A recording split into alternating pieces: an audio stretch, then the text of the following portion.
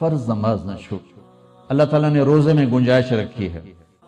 بیمار ہو چھوڑ دو، مسافر ہو چھوڑ دو، بعد میں رکھ لو. اتنے بیمار ہو کہ رکھ ہی نہیں سکو گے، چلو معاف. چھوٹا سا فدیہ ہے وہ دے دو، معاف. زکوٰۃ آج فرض ہو گئی ہے، ٹھیک ہے، آج دے دو، کل دے دو، پرسوں دے دو، اگلے مہینے دے دو، اس سے اگلے مہینے دے دو، سال میں جب مرضی دے دو.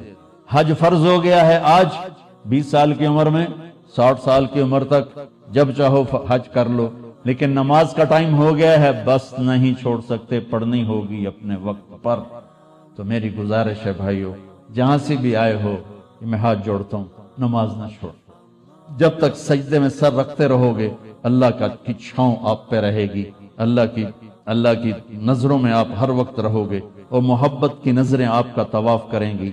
فاصبر فإنک بأعیننا، اس کا میں ترجمہ کیا کرتا ہوں کہ میرے محبوب صبر کیجئے، فإنک بأعیننا، میری نظریں آپ کا طواف کر رہی ہیں. تو اس ماحول میں جو نماز پڑھے گا نا، اللہ کی محبت اس کا طواف کرے گی، اللہ کی رحمت اس کا طواف کرے گی، اس کو اپنی چھاؤں میں رکھے گا. کوئی کبھی قضا ہو جائے، انسان ہو سفر میں ہو جاتا ہے، سستی میں ہو جاتا ہے، نہیں پڑھی گئی، سستی میں کام میں، اس کی قضا دے.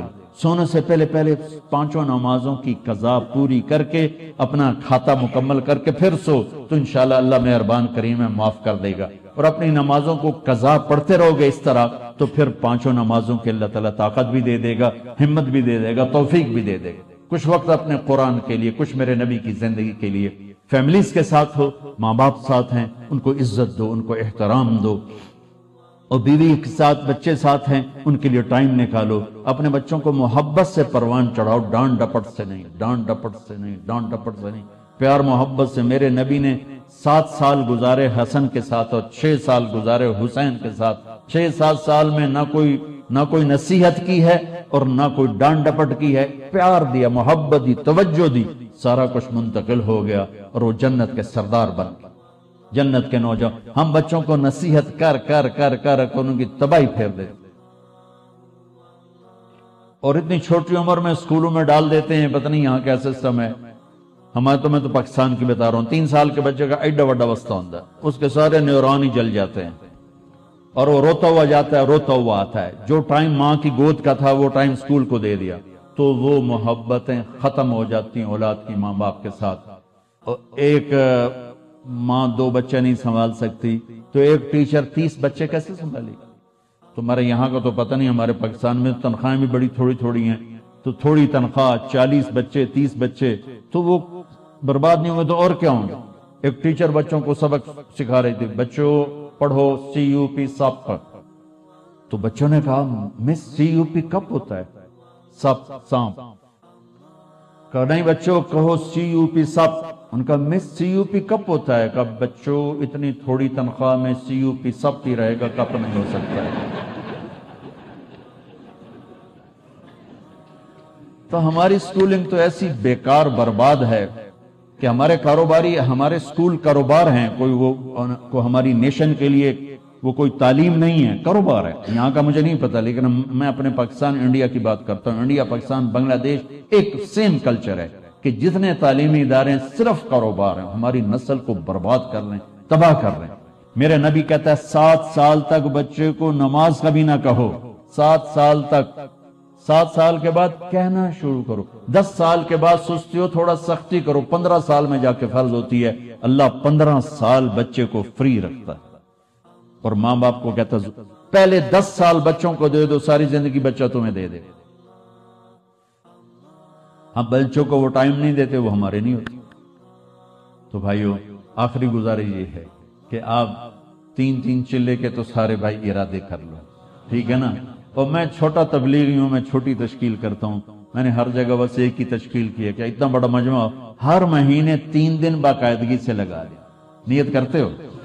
ہر مہینے جہاں سے بھی آئے ہو، تبلیغ کا کام ہر جگہ ہو رہا ہے، ہر مہینے 3 دن لگا لیا کریں.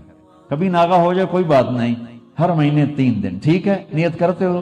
اور آخری نیت یہ کرواتا ہوں، اگر کسی سے لڑے ہوئے ہو تو صلح کرو. مسلمان کو اچھا نہیں لگتا کسی سے بائیکاٹ ہو، کسی سے قطع تعلق ہو. بس معافی مانگ لو، معاف کر دو، معافی مانگ لو. جو معافی میں پہل کرتا ہے اللہ اس کو اونچا کر دیتا ہے. اور جھگڑا ہو جانا کوئی بڑی بات نہیں. میرے حضرت حسن اور حسین میں آپس میں دونوں بھائیوں میں کوئی تلخی ہو تو لوگوں نے حضرت حسین سے کہا جاؤ بھائی سے معافی مانگو. ان کی بات سننا کیا خوبصورت. فرمانے لگے اگر میں جا کے معافی مانگوں گا نا تو میرا درجہ بڑا ہو جائے گا اور میرے بھائی کا درجہ چھوٹا ہو جائے گا. اور مجھے شرم آتی ہے کہ میں چاہتا ہوں جنت میں بھی میرا بھائی مجھ سے آگے ہو میں پیچھے ہوں. تو وہ آ کے معافی مانگے گا تو وہ بڑا ہے, اس کا درجہ بھی بڑا ہے. اگر میں چلا گیا مجھے کوئی شرم نہیں ہے, لیکن میں گیا تو میرا درجہ بھائی سے آگے ہو جائے گا. میں بھائی سے جنت میں بھی آگے نہیں ہونا چاہتا. یہ بات جب حضرت حسن کو چلی تو انہوں نے نہ جوتا پہنا نہ ٹوپی, ویسے بھاگے بھاگے اور اپنے بھائی گلے ملے. حضرت علی کے ایک دوسرے بیٹے تھے, ان کی ماں حنفیہ تھی.